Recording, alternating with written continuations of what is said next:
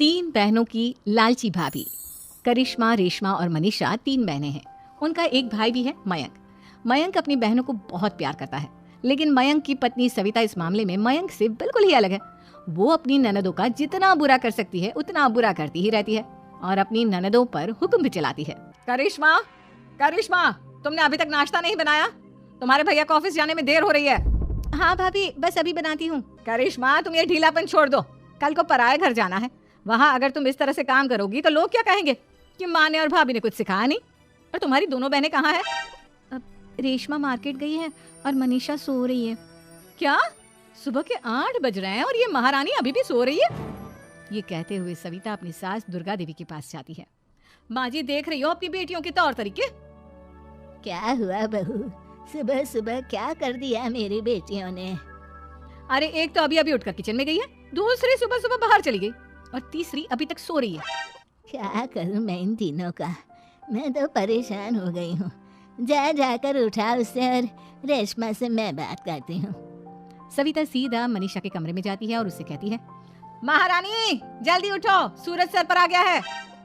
भाभी थोड़ी देर और सोने दो ना, मैं रात को लेट सोई थी। वो क्या ना, यूनिट टेस्ट चल रहे हैं। शराफत से उठती है या नहीं, या फिर पानी की भरी बाल्टी डालूं तेरे ऊपर? नहीं नहीं भाभी, मुझे बिस्तर में नहीं नहाना, उठती हूँ मैं। मनीषा जल्दी से उठकर बाथरूम में चली जाती है। सभी आराम से बैठकर नाश्ता कर रहे होते कि तभी रेशमा बाजार से हाथ में सामान लिए आ जाती है। रेशमा को देखते ही सविता उस पर बरस पड़ती है। लो, आ गई महारानी। ऐसा भी क्या सामान लाना था जो सुबह आंख मलते ही बाजार की तरफ रवाना हो गई? भाभी, कल आप ही तो चीख रही थी कि घर का सारा सामान मुझे ही लाना पड़ता है, घर में किसी को भी किसी काम से कोई लेना देना नहीं है। अब मैं बाजार जाकर सामान ले आई तो आपको इस बात से भी तकलीफ हो रही है? देख रही हो माँ जी, अपनी बेटी की जुबान कैंची से भी तेज चलती है। और मयंक, आप तो कुछ कहेंगे नहीं अपनी लाडली बहन को। रेशमा, अपनी भाभी से ऐसे बात नहीं करते। चलो माफी मांगो। भैया, मैं क्यों माफी मांगू? आप भाभी से बोलिए ना कि हम पर कम हुक्म चलाया करे। हम इस घर की बेटियां हैं और आपकी पत्नी की ननद है, नौकरानी नहीं। लो कर लो बात, इनकी भलाई के लिए कुछ भी बोलो तो इन्हें बुरा लग जाता है। इस घर में यही इज्जत है मेरी।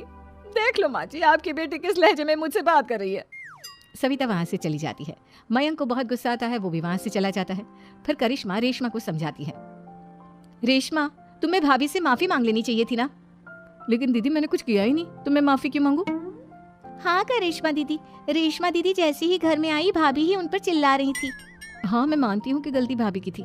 मैं तो इसलिए बोल रही हूँ कि भाभी ने माँ को तो पूरी तरह अपने वश में कर लिया है। वो हमारी बात सुनती ही नहीं। मयंक भैया हमारे लिए हमेशा खड़े रहते हैं, इसलिए उनकी बात का मान तो तुम्हें रखना चाहिए था ना। कोई फायदा नहीं दीदी, कुछ दिनों की बात और है, भाभी उन्हें भी हमारे खिलाफ भड़का देंगी। फिर वो भी माँ की तरह हमारी किसी बात का विश्वास नहीं करेंगे। इसी तरह सविता अपनी तीनों ननदों को किसी न किसी बात पर परेशान करती रहती थी। एक दिन मयंक अपनी तीनों बहनों के लिए गिफ्ट लाया। करिश्मा, ये तुम्हारे लिए हार का सेट। रेशमा, तुम्हारे लिए सुंदर सी ड्रेस। और मनीषा, तुम्हें किताबें पसंद है ना, तुम्हारे लिए किताबें लाया हूँ। थैंक यू भैया। थैंक यू भैया। थैंक यू भैया। करिश्मा, तुम्हारा नेकलेस कितना सुंदर है, ये भैया कहाँ से ले आए होंगे? मैंने भैया को 3 दिन पहले फोन पर ये डिजाइन दिखाया था और आज भैया ये ले आए। सविता तो अपनी ननदों के गिफ्ट्स देखकर जल गई और करिश्मा का नेकलेस तो उसे भी बहुत पसंद आया था। अपनी बहनों के लिए कितना अच्छा नेकलेस लेकर आए हैं, मुझे कभी कोई गिफ्ट नहीं दिया। मैं आज ही ये हार चुरा लूंगी। रात में सविता करिश्मा का हार चुरा लेती है और इसी तरह उसे अपनी ननदों की जो भी चीज अच्छी लगती वो उसे मांगती नहीं, बल्कि रात के अंधेरे में चुरा लेती। इसी तरह दिन बीतते गए और सविता ने मयंक के दिल में भी उसकी बहनों के लिए नफरत पैदा कर दी। एक दिन मयंक ने करिश्मा और रेशमा के लिए रिश्ता देखा और ये बात उसने घर में सबको बताई। माँ, करिश्मा और रेशमा के लिए बहुत अच्छा रिश्ता आया है, वो लोग कल इन्हें देखने आ रहे हैं। आप और सविता मिलकर सारी तैयारी कर लेना। ये सुनकर करिश्मा और रेशमा खुश हो जाती हैं, लेकिन सविता सोचती है, अगर इन दोनों बहनों की शादी हो गई तो घर और बाहर का काम कौन करेगा? मनीषा तो 1 नंबर की कामचोर है, उससे तो किसी बात की उम्मीद लगाना ही बेकार है। मुझे इस शादी को रोकना होगा। अगले दिन सभी लड़के वालों के स्वागत की तैयारी करने में लगे होते हैं। तभी मयंक अपनी बहनों से आकर कहता है, तैयार हो गई तुम दोनों? देखो, दोनों लड़के बहुत अच्छे हैं, मैं कोई कसर नहीं छोड़ना चाहता, इसलिए तुम उनके सामने अच्छे से बिहेव करना और अपनी भाभी से लड़ने मत लग जाना। करिश्मा, तुम वो नेकलेस पहन लो ना जो मैं तुम्हारे लिए लाया था। भैया, मैं बहुत देर से वो नेकलेस ढूंढ रही हूँ, लेकिन मुझे मिल ही नहीं रहा। क्या? तुमने नेकलेस खो दिया? तुम्हें पता भी है वो कितना महंगा था? तुम कोई काम ढंग से नहीं कर सकती। मयंक गुस्से में वहां से चला जाता है। थोड़ी देर बाद लड़के वाले भी आ जाते हैं। वो दोनों बहनों को पसंद कर लेते हैं और रिश्ता पक्का हो जाता है।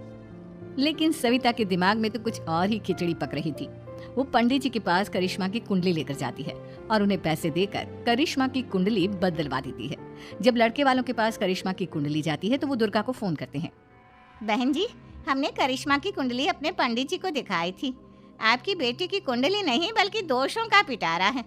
देखिए, मैं और मेरे पति इन सब बातों में बहुत विश्वास करते हैं, इसलिए हम आपकी बेटी से अपने बेटे की शादी नहीं करा सकते। इस तरह करिश्मा का रिश्ता टूट जाता है और सभी घर वालों को बहुत दुख होता है।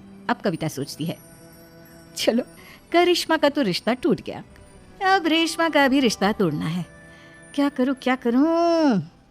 अब सविता आवाज बदलकर किसी अननोन नंबर से रेशमा के होने वाले ससुराल में फोन करती है।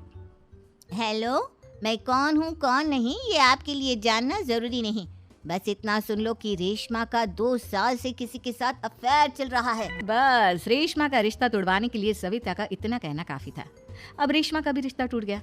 मयंक और दुर्गा देवी ने रेशमा को खूब खरी खोटी सुनाई और उससे बार बार उस लड़के के बारे में पूछने लगे। आप दोनों मुझे क्यों परेशान कर रहे हो? अरे कोई लड़का होगा मेरी लाइफ में तो मैं बताऊंगी ना। जब कोई है ही नहीं तो कहाँ से लाऊं मैं कोई लड़का? तो तेरे होने वाले ससुराल वालों को फोन किसने किया था? माँ, मैं नहीं जानती किसने फोन किया था, मैं सच कह रही हूँ। मैं तो पहले ही कह रही थी इसकी लगाम खींच कर रखो, लेकिन मेरी सुनता ही कौन है। आप चुप रहिए भाभी, ये सब आपका ही किया धरा है। अब तीनों बहनों को विश्वास हो जाता है कि ये सब उनकी भाभी ही कर रही है। तीनों बहनें अपनी भाभी को सबक सिखाने के लिए एक वकील कर लेती है और घर में हिस्सा मांगना। देखो भैया, माँ बाप की जायदाद में जितना बेटों का हक होता है उतना ही बेटियों का, इसलिए इस घर के 4 हिस्से होंगे और हमें अपना हिस्सा चाहिए। मैंने तुम्हारे लिए क्या क्या नहीं किया और तुम इस घर में हिस्सा मांग रही हो? भैया, आप और माँ हम बहनों की कोई बात नहीं सुनते हो और भाभी हमारी शादी नहीं होने देगी क्योंकि उन्हें लगता है कि आप हमारी शादी में ज्यादा पैसा लगाओगे और उन्हें हम जैसी फ्री की नौकरानी कहाँ मिलेगी। तो हम भाभी के साथ तो रह नहीं सकते, हम बहनों को अपना हिस्सा चाहिए। अरे तुम्हें शर्म आनी चाहिए अपनी भाभी पर ऐसा इल्जाम लगाते हुए।